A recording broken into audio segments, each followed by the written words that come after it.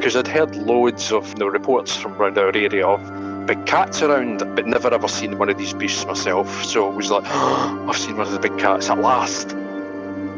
Seeing is believing, and I have no proof of what I saw that day other than what I can describe. It was huge. It was like the weightlifter of cats. Welcome to Big Cat Conversations. We speak directly to people who've encountered one of Britain's big cats. We also discuss the bigger picture.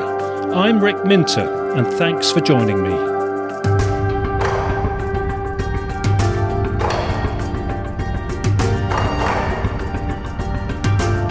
Welcome to episode 56 of Big Cat Conversations.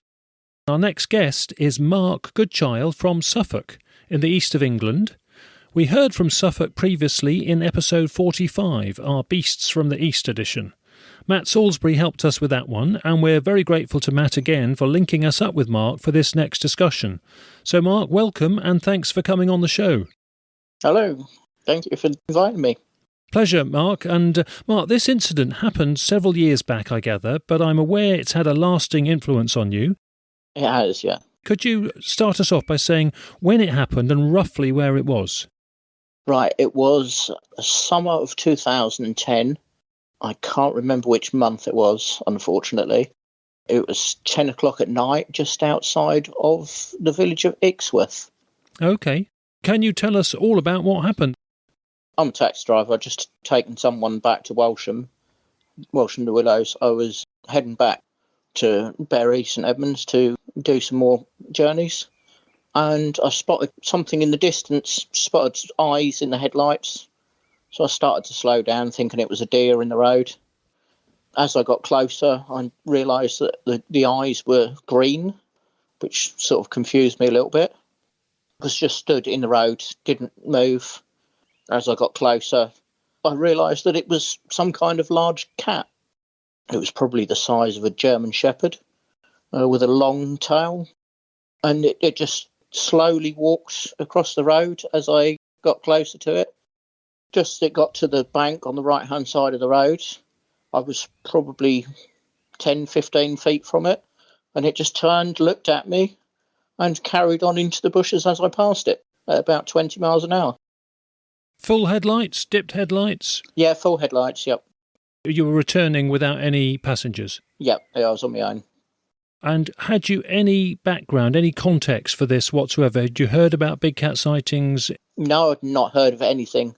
No, it was a complete shock to me. I know exactly what I saw, but I didn't know that they were in this country. I sort of went online and identified it to be a panther or black leopard. And how did it react as you got closer? Its awareness of you in a vehicle approaching with lights on? Didn't react at all. Was not bothered at all. It just carried on doing what it was doing, just crossing the road. As I sort of got very close to it, it just turned and looked at me and then just turned back and carried on walking into the bushes. So you saw the eye reflectivity, the eye shine? Yeah, from probably around 200-300 metres away. And then up close? Yes, yeah. Standout features, apart from the size, what would you say, that surprised you or that was striking about it? It was jet black and had a very long tail that curved up at the end. Yeah, do you see shoulder blades or ears or...? Yeah, you could see the shoulders. Quite clearly a muscular cat. Definitely not anything domestic. What kind of poise and attitude did it have in its locomotion and movement? It was just, like you see on wildlife programmes, casually walking along in its natural environment. In daylight at that spot, when you looked at it again, I presume you did you see why it could have been there? Was there an obvious crossing point in a farm gate or a hedgerow gap? No, it was a clump of bushes both sides of the road, and it sort of crossed from one load of bushes to the other. The road is a B road, I believe. You can get two cars past each other easily. These days, knowing that we like to put up trail cameras to see if we can film these cats, is it the sort of place where you think that could be a regular crossing point? It could return on that point. Yeah, it could possibly be. A place that you could put a camera if you got to know the landowner. Yeah. What happened next? What did you do as a result of that, in terms of talking to people or following up? I told the company that I work for, I told the owner of the company, I've spoken to endless customers, and I'm surprised there's been several other customers have seen similar things. One of my regular customers saw one in Barrow last summer, which is probably 18, 19 miles away, completely opposite directions from where I saw it. We're West Suffolk. What are the range of reactions you get when you talk to people about it? Some people completely disbelieve me. Some people have said, oh, I've seen one too. Had anyone seen one really close to your location? Not that I know of. However, there's been recent sightings in the village near my mum, and that's about 8 miles away. Okay. There's been a couple of people that caught them on video. There's been a muntjac deer found high up in a tree and things like that. The one on video, has that been released publicly, or is it just kept locally to people? It was put on Nextdoor Digest. Oh, I know the one, yes. Okay, well, we'll put a link to that on the website on episode 56. Yeah, that was very interesting, that one. I think people will think that's very plausible. It's one that needs scale reference, really, doesn't it, unfortunately? Yes, yeah. It's one of those ones that's a bit 50-50, but you can see the prospect of it, and you see why the guy filmed it. And he'd seen it before, I think, hadn't he? And I think he filmed it from his property, from his back garden or something. No, it's a different one. This one was someone out walking their dog, and they saw it. It was in the tree line across the other side of the field, behind the tree line. But in certain points, you can see the long tail and things. Right, well, we'll put both of those, because the one I'm talking about was from Suffolk a while back, I think, actually. Yeah, this one was a couple of months ago. If we can, we'll put links to them. What probably has to happen, I think people have to sign up for Nextdoor, don't they? And then they can look at it. But that would be good. That one was a big black one, was it? Yes, it was, yeah. It's not far from this. Okay. What about family and friends, other than... Oh, yeah, I've told everyone that I know. What kind of reactions did you get at the time? Some people completely disbelieve me. Some people completely believe me. They didn't really have an argument for disbelieving it. They're just saying, no, I don't believe you, basically. They thought you missighted something else, another animal, did they? Yeah, well, there's no way I missighted something else. It was on the road as I drove past it, so... In the lights and close up, it did appear jet black. Yes.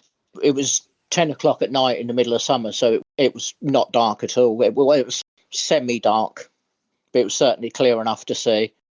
So you saw it side on and then at a different angle as you got closer? Side on as I was coming towards it, and then as I was about to pass it, it turned its head to face me, and then I saw it from behind as I went past it as it disappeared into the hedgerow. Did you slow down to try and stay with it and watch it as long as you could? Well, I was so shocked. I'd already slowed down because I thought it was a deer in the road, so I'd slowed down to about 20 miles an hour on the approach. But then when I saw what it was, I was so shocked that I couldn't do anything. My body just wouldn't react. These days, as a taxi driver, presumably you have a dash cam, do you? No, I don't. Had you had one at that time, presumably you would have got... Yes, some fantastic footage. Yeah, because it wouldn't have been in the dark either. I know the lights would have shown it up anyway. Yeah. Obviously, when it went off the road, your dash cam might not have picked it up at the angle, but for how long do you think that you would have got footage for? How long was the sighting for? Probably 20, 30 seconds. People would have seen it at distance, medium distance and close up? Yeah. When you looked it up online and everything, how convinced were you that it was a black leopard? And did you just notice that other people's sightings tend to be concluded as most likely a black leopard? I didn't see any other people's sightings at the time. I was just looking for, put on images of big cats in the search so I could identify what it was. And the black leopard was the closest, was it? Yeah, well, they initially come up with panther. Yeah. Obviously, a panther is not actually a cat, is it? It's the name they use for various cats. It was definitely black and definitely a big cat. Sometimes people say more like a stretched Labrador. You're going for German Shepherd, so a bit bigger than... the body length was more German Shepherd. Yeah, and the height Again, similar or? Yeah, similar, maybe a little bit smaller than German Shepherd, but the length was, it was very long. How would you describe it in terms of its health and condition and sort of streetwiseness? Looked in very good health. Interestingly, previously I've been on that road and run over animals, and when you come back, there's just a blood stain on the road and no animal. What sort of animals? Rabbits and deer and things? Rabbits and pheasants and things. I remember one particular incident. I ran over a rabbit in my Volkswagen Passat, which is quite a heavy car, with both wheels, so it was definitely not going to move, because it got the front bumper and then both wheels. So that was definitely dead, and that was gone when I came back. Yeah. Of course, it could have been a fox. Yeah. You're not suggesting everything's, but it's obviously there's good pickings on rural roads for any predator that wants to be a scavenger as well, basically. In your occupation, do you see many dead deer on the roadside as well? Oh, yes, a lot, yeah. And rabbits and foxes and badgers, pheasants, pigeons. What about other taxi drivers, your colleagues? You must talk to them about it, don't you? Oh, yes. Any of them seen them? No, none of them have seen any. Okay, that surprises me, to be honest. Yes. I remember a journalist from a London newspaper came down to see me a few years ago for the day. We were due to meet somewhere in the Cotswolds, and as he got out of the taxi, he said, and I've just had a couple of briefings from my taxi driver who's seen two in the last 15 years. So. Yeah, I've actually seen two myself. Ah, right, yeah.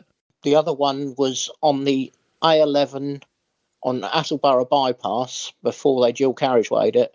It was across the field. I just saw something black running across the field, along the far side of the field. I thought, that's a weird-looking dog. I didn't get a very good sighting of that because that was the other side of a field. And that was running fast. You could see by the way it was running, it wasn't a dog. Was that before or after your... That was a few years before my sighting, but I'd completely forgotten about that sighting because I didn't really sort of see it as such as a sighting because it was so far away. It just raised the issue in your mind temporarily. Yes.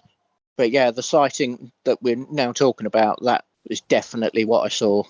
I was so close to it that it couldn't be anything else. Being up that close and seeing it for that long, how did that affect you emotionally at the time and afterwards?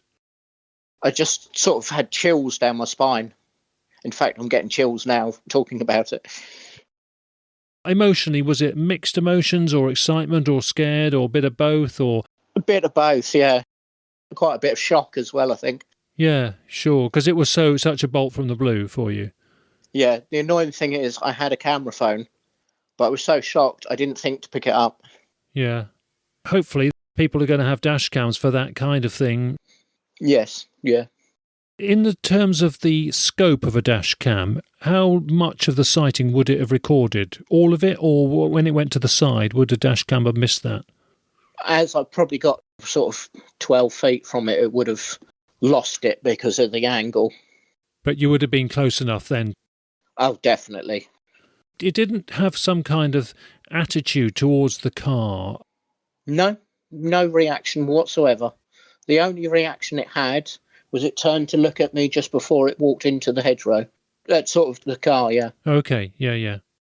Because it is interesting to see the reactions, different reactions people have as drivers when they're up close to them. I mean, sometimes, they get hissed at. The cat has that much confidence and attitude that it almost looks at the car as if to say, what are you doing here? This is my beat. This is my time. It's my business here. Yeah, it had no reaction to the car whatsoever. It was not scared or anything. It just carried on casually walking. We had one incident. This lady's not been on the podcast, but she saw one chasing a deer across the road and it stopped. The deer went across a dry stone wall. It sort of stopped momentarily in the car headlights because they'd slowed down for the deer, not knowing there was something else coming. And that one stopped, turned around, looked at them. She was with her husband. It was about 1 a.m. And that look, that threatening look at the car, stopped her going for walks in the countryside.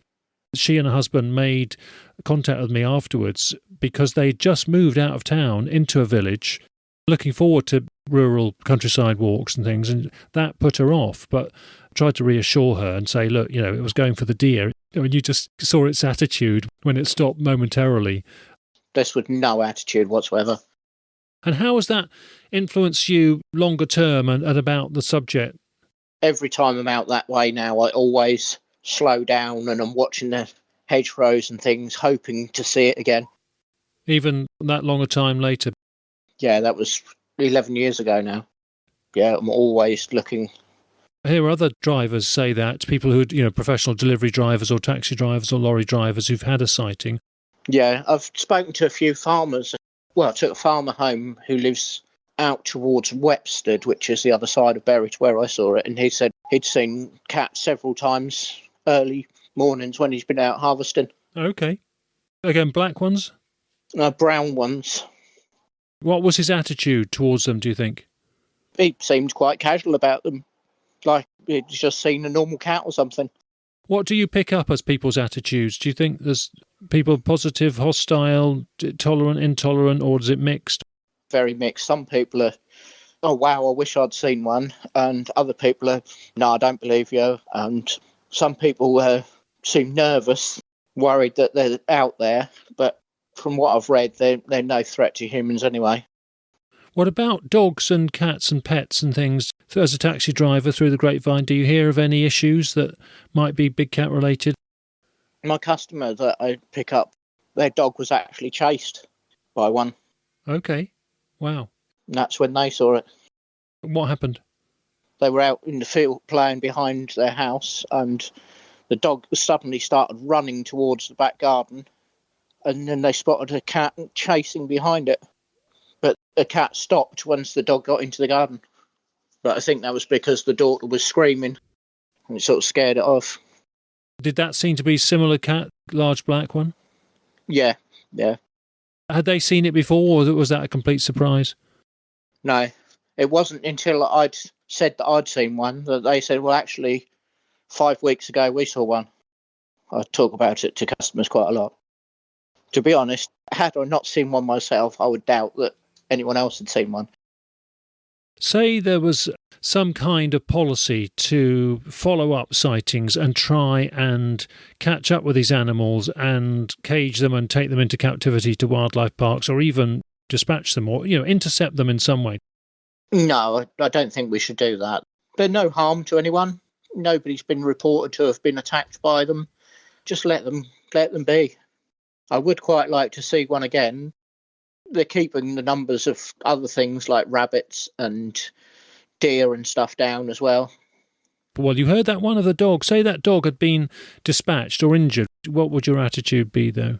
It's nature, isn't it, really? They've clearly been here a long time. Yeah, so you think we can live with them and that the consequences are sort of minimal? Yeah. There's probably the odd animal goes missing, but I would have thought mainly they'd feed on things like deer and rabbits that are easier to catch and less aggressive. I would have thought that a dog would put up a bit of a fight, even a small dog. Unless they absolutely dispatch it with total surprise when they've got the upper hand. But I think the dog's senses would sense one anyway. Say you believed in it, but you hadn't had that close-up sighting. Your emotion might be different, because I think some people think, well, if we've got them, they may well be a nuisance, but people who've had that close-up experience tend to think about it more deeply and think, well, actually, like you're saying, there haven't been many known issues anyway. It's of interest for you now. Yeah, I've started researching it and looking into people who are trying to track them to see if they can catch footage and things. I certainly wouldn't want anyone to go out hunting for it or anything, planning to shoot it or anything like that. Say in 10, 15 years' time, what would you like to happen on the subject? Just raising people's awareness, really. Which is, in a way what we're doing now, hopefully, with these podcasts, except we're talking to some extent to a like-minded people, but it's still helpful to spread the word, isn't it, and have a focus. Yeah, I don't think there's anything to worry about, but just really so people know that they're about and to try and leave them alone, really. As a taxi driver, that's awareness raising, the number of customers you have and in the right kind of situation, because I think it's situation for the discussion as well. It's great that there's a few bits of footage materialising now from... Yeah, unfortunately it's all in small areas rather than on the wider media where it'll be picked up more easily. Actually, I do think starting it locally, if somebody's captured some footage or captured something about the subject, I think it's good manners and good diplomacy to brief the locality first, rather than just take it, Yes. and then people can make their own minds up what they think about it. And for often, people don't want it to spread nationally because they don't want the attention and the potential hassle. A lot of people, I think, don't want it spread widely because they're worried that people will come try and hunt them and things, trophy hunters or something. Yeah, and they'll be more dangerous than the cats themselves, perhaps. Yeah. Well, great to hear from you, Mark. Thank you very much for... Oh, it's great to be invited to speak to you. Lovely. Well, do spread the word, and if you get to hear of anything else that we ought to cover from Suffolk or nearby on the podcast, do get back in touch. I'm sure listeners appreciate that, will. and look forward to hearing anything else. And you're not going to get a dash cam then? I think I might. Yeah. Well, we ought to club together and make a contribution for you. I think to catch big cats on dash cam would be more interesting to me than catching accidents, really. Bet you see a fair few things as a busy taxi driver. Oh, yeah. I come back from a job last night and there was a car upside down in a field. Oh, dear. I think the best kind of footage is going to be dash cams. I heard recently that we might get a guest on this podcast of somebody who'd allegedly got one chasing a deer Fantastic. across the road. But his company had a look at it and decided that the company's logo and name was on the branding of the sort of template of the dash cam. Oh, no. Yeah, felt it was too awkward. They don't want it spread about. Yeah. So there you go. That's a shame. That seemed to be very plausible information that got back to me. I can understand that as well. It is awkward. Yeah. At my rural shows, I've had 2 people come in from major companies who've had CCTV and said, they were security officers and knew the CCTV and saw large black panthers on their premises.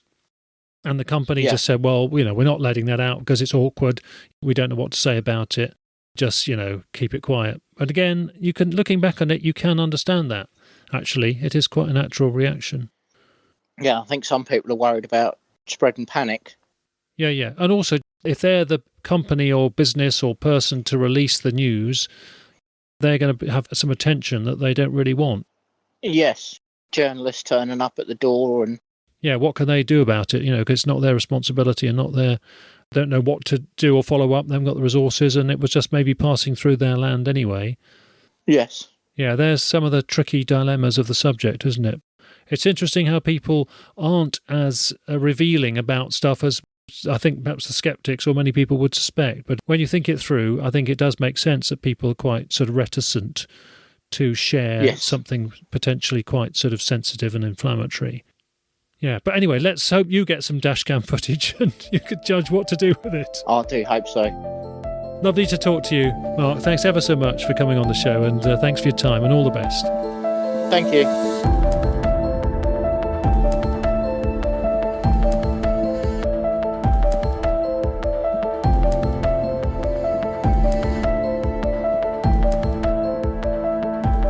For our next guest, we are switching to around 220 miles, pretty much due west, to mid-north Wales in the Dolgellau area.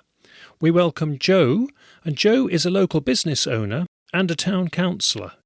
And we're going to hear about her 2 sightings in the past in the local area. And to get your bearings, Dolgellau is a market town south of Snowdon and closer to Cader Idris. Jo can correct me on any of that now if she wants. So, Jo, welcome. Thanks for coming on the show. It's nice to speak to you, Rick. Yes, it's the Cader Idris. There we are. How far away is it from you? Well, I actually live in a farm in the foothills of the Cader Idris. Okay. Beautiful place to live. Very popular with walkers, I guess, at the moment. It is, yes. There's a lot of walkers around. The weather's very hot for going up mountains, but otherwise there's lots of other places to go. Yeah, I mean, we're speaking during a heat wave at the moment. Before you saw the first one, had the first event, had you ever given the thought of big cat sightings any attention? I'm old enough to remember when the big cats were being let loose in the UK in the 60s, late 60s, when the law was changed about keeping them as pets. And so I've always sort of followed sightings that have been in the press, but mainly in the south of England. I hadn't really heard of anything around Wales, but then I was living in England, so it's a different country. Yeah. Ones I'd heard about tended to be on the open moorland down south. Whereas here, where I live, we've got a huge forest called Coed Brennan, which stretches from here all the way up to North Wales. And I wonder if that has anything to do with our sightings being nearer such a large place, or it'd be much easier for the animal to hide out of view for a lot of the time. I've had that location mentioned, and it is a very extensive area, isn't it? So, Joe, take us through the first event. And this was some years ago, wasn't it, the first one? Yes, it's quite some time ago. It was around 2012-ish. At the time, I was running a local pub, and one of my bar staff I used to have to give a lift home to. So this is about 11:30 at night. And there's a local village a few miles away called Llanfachredd, which is in the wilds, and it's surrounded with some wooded areas and some open moorland. Farming around the area as well, sheep farming. Mm-hmm. And I was giving this lad a lift home, and we've gone through the village, and we've gone through a small wood, and then it's opened out into moorland. And suddenly, in the headlights, we were going very slowly, this great cat appeared coming around the corner of a wall. I've seen panthers in zoos. I've seen them on films. I've seen them in wildlife parks. And this definitely looked like a panther. It was big, say 2'6" at the shoulder, but with very muscular legs and quite short compared to the body, and a cat-shaped face. It wasn't a badger. It didn't have stripes. I've seen badgers. It wasn't a fox, because if you see a fox, even if you see a black fox, they have a heart-shaped type face with a pointy bit more at the bottom, whereas a cat tends to have a round face. And it had round ears, not pointy ears. So it was quite distinctive. And the other interesting is about where I saw it is where there's a lot of deer around as well as sheep. Okay. And of course, parts of Wales don't have deer, do they? No. What about that one's tail? Did you see the tail on it? I didn't see the tail on that one. Okay. Because it sort of appeared in the headlights looking at us sort of on the side, just coming around the corner of a wall. So although I saw it up to sort of 90% of it, I didn't see its tail. Okay. Yeah. How close did you get to it? 20 feet. Oh, wow. Okay. Very close. As we were going along, it came round the corner of a wall into the headlights. What kind of behaviour mode was it in, do you reckon? Just travelling from A to B, or did it look in a stalking mode, or was it difficult to tell? Yes, I think he was sort of just wandering around a bit, looking for something. He wasn't hunting. He wasn't crouched down and looking as if he was about to pounce or run after anything. Did it take any notice of the car? Did it change what it was doing as a result of... It stopped dead and then turned round and went. Okay. It avoided the car deliberately then? Yes. All I thought about at the time, as you do, is flipping heck, what have I just seen? And then you run through your mind and think, well, it wasn't that, it wasn't this. And having heard about wild cats being in the UK, you think, goodness me, I have seen one. And how long was the sighting for? Oh, seconds. But we both saw it. How did the conversation go? You look at each other and say, did you see what I just saw? And the young man with me said, that was not one of my pet cats. And those were the words he said, that's not one of my pet cats. So we sort of said, well, is it one of the farmer's dogs? But it wasn't a dog either. You have a tick list and you think, well, was it that animal? Was it that animal? No, it wasn't. No, it wasn't. And you end up saying, well, it's got to have been a wild cat. There's nothing else it could have been. Compared to a Labrador dog, what sort of scale do you think it was? I would have thought it was about the same size as a lab, maybe a tiny bit bigger, but not built like a lab because it had got strong legs on it, quite wide legs. And in comparison to the body, they weren't as long as a dog's legs are. So it was quite squat, really. And jet black. There wasn't any white markings on it at all. Did you see any markings or texture, or did it appear smooth jet black? It was just smooth jet black. There were no white hairs anywhere at all on it. Was it a relief that you had a passenger with you, that you could confirm it and bounce ideas about the alternative? Well, that's right. Otherwise, you think you're hallucinating, don't you? What happened after that? Did you talk about it? Did it come up as a conversation? Or did you tend to keep it low-key because you feared ridicule or thought it was an awkward topic? No. I mean, I'm quite open about talking about things. So where he lived was a big house with, I think it was 50 acres around it next to farms. So he spoke to a couple of the local farmers who sort of said, well, we have had some strange sheep kills occasionally on the farms. The sheep have been bitten or something on the back of their heads. Okay. Right. Whereas if you've got a dog that attacks a sheep, either the sheep will die from fright from being chased, or the dogs will get them round the throat, or else they go for the back legs to try and pull them down. Yes, nip them in a very savage way sometimes at the back. Yes. So it was a different, the farmers were saying this is not a dog kill. Okay. But they didn't know what else it was.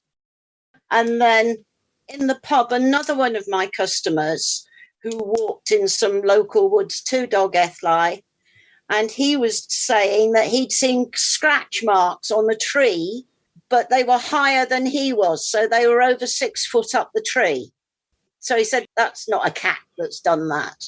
Not a domestic cat. No. And he said they were definitely scratch marks. You could tell by looking at them. So all these little stories start coming out as to what people have seen. You didn't keep it low-key because you thought it was awkward. In the right sort of company, you would raise it as a topic. Oh, yes, because I was fascinated to see if anyone else had heard or seen anything. And then I discovered that the Snowdonia National Park has a warden who's responsible for sightings. I couldn't get hold of him prior to the programme to ask if he'd heard anything recently, because, as I say, this is 9-10 years ago. But at the time, I rang him up because he's had a few sightings reported to him, but he's never seen anything himself. Okay. So I tease him these days if I ever see him, because I always say, well, I've seen it twice and you've not seen it at all. Yes, yeah. And the area you're in, is it within the southern part of the national park or just outside? No, we're in the national park, yes. Okay, and I suspect, Joe, that his sightings recording activity is informal. Yes, I think it is fairly unofficial, yes. Good on them for it happening, actually. It's a difficult one for them, for public bodies. They're damned if they do and damned if they don't. That's right. But where these sightings are all seen are sort of the wooden type areas. Where I live, which is sort of on the mountainside, which is sort of flat and gorse and heather and bracken. Yeah. Nothing here, right? It's always over on the edge of the Coda Brennan type areas. And you think you'd get to hear of anything, do you, through your network? I would have thought so, yes. I know quite a few people in town these days. Yeah. But not everybody raises it because some people do find it awkward and for all sorts of reasons want to keep it off the agenda. Anyway, I mean, if you're local and you've got a grapevine, you've got a chance, haven't you? Yes. Also, they don't want loads of people coming out looking for it. There's the other side of the coin, of course, as well. Yeah. And that goes everywhere. We find that everywhere on this sort of thing. Yes. So, shall we move on to the second one? Yes, the second one again, I was still running the pub and one of my customers used to ask me to give them a lift home. And this time it's going from Dolgellau on the A470. We're on the dual carriageway now. And we're going from Dolgellau, sort of going north, but only going a couple of miles along this dual carriageway. Again, it's about 11:30 at night. I'm obviously stone cold sober because I'm driving. He'd had a couple of pints. And we're driving along this road. And then on the right-hand side, there's a turning that comes down from the golf club, right, through some woods, down onto the dual carriageway. And we just got to this turning, right? We're doing about 55. And this cat runs across the road in front of us. Again, within the headlights, you could see it quite clearly. We both saw it. And I went, oh, it's the cat again. And he went, yes. He said that was a cat. This time, we saw it quite clearly, and I saw the tail quite clearly. And it was very distinctive. It was about the length of the body, but the end of the tail was flat, cut off at the end, dead flat. Whereas you see a dog tail, it's got a point on the end, right? Or if it's a Labrador retriever, they've got feathers on. But this was definitely a round cat tail, the length of the animal. So you saw it pretty much side on, did you? Yes. Dead in front of us, in the middle of the headlights. So it wasn't a long way away. And it suddenly, I think it was coming across the road anyway. And I think us with headlights has suddenly appeared. And the cat thought, well, I might as well keep going. And he ran across the road, through the fence on the left-hand side, and that leads down to the river, where there's sheep and fish, obviously, down there. Same size again. Yeah. You know, decent size animal, good 2 foot at the shoulder, chunky, very fast, fluid moving. When as he was running, he nearly floated across. You know, lovely movement. As I say, with this great big tail. Both of us definitely saw it. Could it have been the same one, do you think, or did it seem a little bit bigger or smaller, or difficult to say? I wouldn't like to say whether it was the same one or not, because it was only about 18 months afterwards, so it quite feasibly could have done. How many miles away from the first sighting was this? I'm just trying to work it out, about 6 or 7 miles, perhaps less as the crow flies. Not a huge long way, you know, it could be within his prowling area. Sure. Interesting. And again, your passenger confirmed it and saw it as you did. Yes, and confirmed it in the pub the following weekend when I was telling people. And he said, yes, we definitely saw it. What kind of reaction emotionally did you have at the time to both of them? Oh, absolutely thrilled to have seen it twice, because then I knew that I wasn't seeing things or making it up. You know, really thrilled to see it twice. Did most people that you would tell together in the pub, or one after the other, and word got back to you, did you think that most people believed you because there were two of you each time, or did some people just think it's too much of a culture shock to go with? What kind of reactions did you get? People who know me believe me because they know that I'm sensible and I would know what I saw, right? Some people are more sceptical. The interesting thing was I was then told afterwards that people had seen pug marks up in the mud around the golf course, which was quite interesting. Yeah, no sightings, though? No sightings, no. So deer and rabbits are around there? Yes, deers, rabbit, hare, sheep. I've never heard of any horses being attacked. But that area where I saw him, there weren't many horses around. Well, luckily that does seem to be rare, horse attacks, even small ones and foals. A full adult horse, they haven't quite got the power to, and the jaw power, to clamp the windpipe to dispatch them. A very, very big tom might do, especially tom mountain lions in America. They get the knack of it, a few Yes. of them. But it's, you know, they tend to stick to what they know and what they know they can safely dispatch rather than something that's a bit big and risky. Yes, and also a horse fights back much more than a deer or a sheep or anything would, or rabbits or hares would. And a horse is very alert and can often sense the things coming. Yeah, and Yes. give them a bumpy ride. Yes, yes. And they'll be off. They've got the land to run away from it, and they can go pretty fast when they want to. Did the fact that each time there was somebody else with you, so there were two witnesses, do you think that made the reports to people more influential, that they thought, well, hang on, there's two people, both astonished? Yes. So that made the reports more influential to people, presumably? Yes, well, it made them think, well, it wasn't a cat or it wasn't a dog. You know, what you're describing must be what you're describing because the other person's saying the same thing. What did you gauge people's attitudes were emotionally? Was there a range of attitudes? Mostly fascinated. Most of the farmers sort of take it with a pinch of salt. You know, well, yes, it might be out there, but we haven't seen any signs of it, so we're not worried about it. Okay. Most of the people who go out walking on their own and things, well, it's not seen in daylight, so we're quite safe in daylight. Yeah. Sort of thing. And slightly sceptical. There's quite a number of people who are quite sceptical about the whole thing.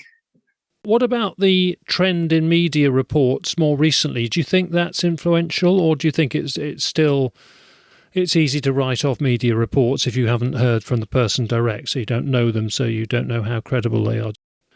Yes, I do think that you tend to write off media reports because it's not you that's there. And you always think, well, perhaps someone did see a big cat, a puss cat, and they saw it from the wrong perspective. And so it's very difficult to see whether it's believable or not, isn't it? What about your role as a town councillor and a business owner? I mean, you must be very involved in the identity and the branding and the marketing of the town and the region, and need people to come and enjoy themselves there. Do you see the presence of big cats affecting that in any way, positively, negatively, or a bit of both, or it's difficult to tell? What's your view on all of that? Yes, prior to this, you see, I mean, I wouldn't be telling visitors about it because I wouldn't like to upset them. Yeah. So it's more like it's something I would discuss with local residents or people I knew really well. Yeah.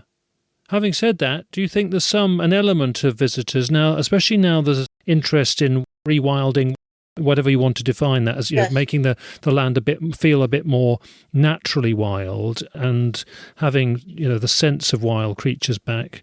Do you think some people have got a bit of a taste for it and it might make the area feel more of an adventure to come to for some people? I think it might well do, which is one of the reasons why I've not been broadcasting it to people I don't know very well. Because you don't know their motives if they did come. That's right, yes. It's a dilemma, isn't it? But also because this was such a long time ago and there's never been any carcasses found. There's never been any cubs found. There's never been anywhere where they might be living found, with bedding and hair and scat and everything else. I'm a bit of a scientist. I want evidence. Although I can say I saw it and I'm convinced it was a cat, I'd quite like someone to bring me a dead body and prove it. And I suppose also you could say, well, they were clearly there, it or they were clearly there then. If you're not getting any trend of reports through your grapevine now, maybe they're not there now. Yes. But then, of course, the chance of having a sighting is rare. As we know, there aren't many of these things. They're very elusive. You must recognise that you were extremely fortunate to have one sighting, let alone two. Well, yes. The first one, you're not quite sure whether it's a nice story to tell, isn't it? It's a good dinner story. But it's when you've seen it twice, you think, actually, there's something going on here. It's interesting that you haven't had, more, especially running a pub and being involved in conversations, routinely in pubs. It's surprising, I think, that you didn't hear more direct, credible witness reports. Yes, well, I was quite surprised that the local foot hunt denied any knowledge of seeing anything because they are out in the woods, obviously, or they were when they were allowed to hunt, obviously. Yeah, I mean, some hunts do claim to have flushed them out in their activities. and others haven't. I think it can go that way. It just, if there aren't many of them, they might not be around in the location when the hunt's doing its activity. Yes. Or even if they did, whether they'd admit to it. There is that. I'm sure there's that. Yes. That doesn't just go for hunts. That goes for other kinds of businesses or people doing activities and hobbies and actions in the countryside. Yes. It's easier to keep quiet about these things, isn't it, rather than get involved in discussion about implications. Yes.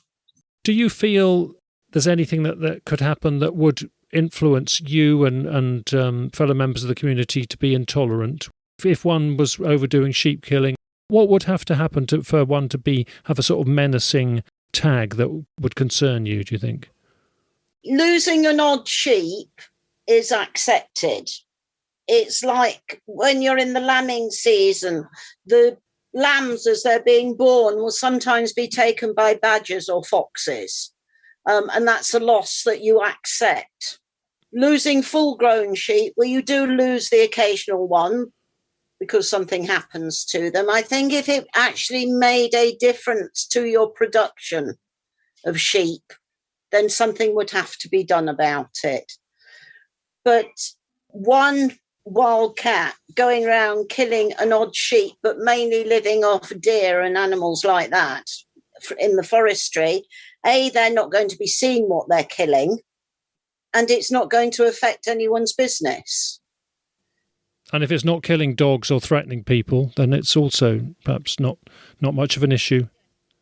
Yes, once people are frightened by it or it takes someone's pet, then it's a different kettle of fish, isn't it? Yeah, but you're not picking up any vibes about that?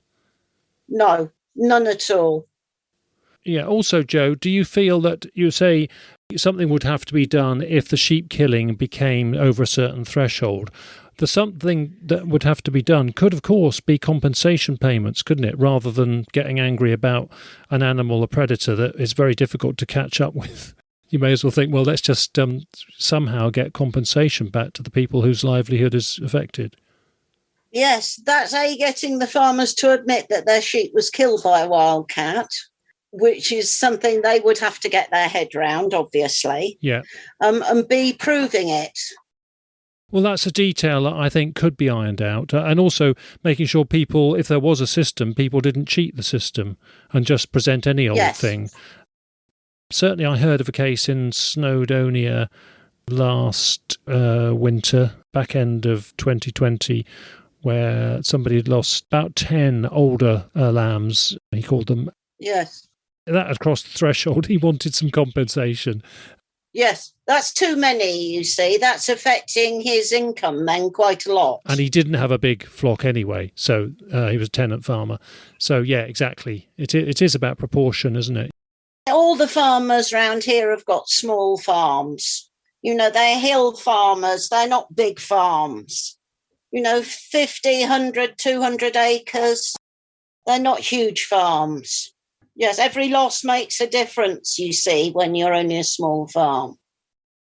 It's interesting that you say that a lot of the farmers that you know and know of are not picking up that it's affecting them. If they are losing any sheep from a cat, they're not really aware of it. So it must be low numbers if a cat is taking any sheep.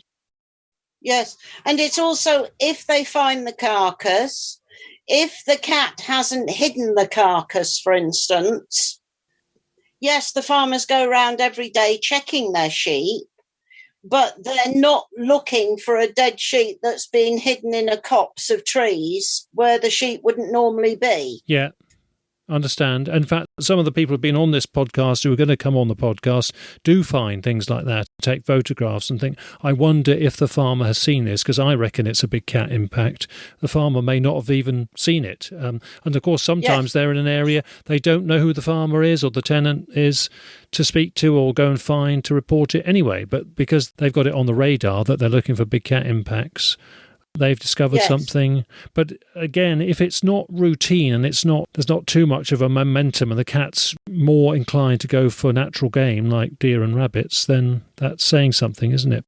You are in an area that has deer because that may lessen the sheep impacts from a big cat whereas there's parts of the region that haven't got deer, aren't there?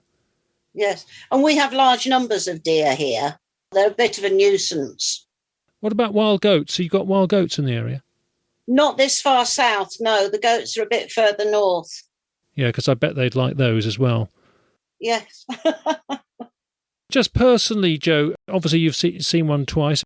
How do you personally feel about it?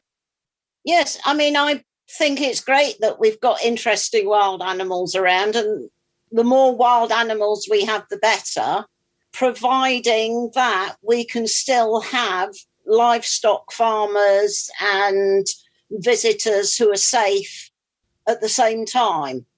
It's like in Scotland, they want to bring back wolves, don't they? Some people in some places, or in some of those places, within huge big fenced estates, of course. Yes, but it's bringing back natural wildlife, which is a great idea, so long as it is safe. So I don't have a problem with the wildcats being here at all. The worrying thing is one day something is going to go wrong, and that's when we have a problem.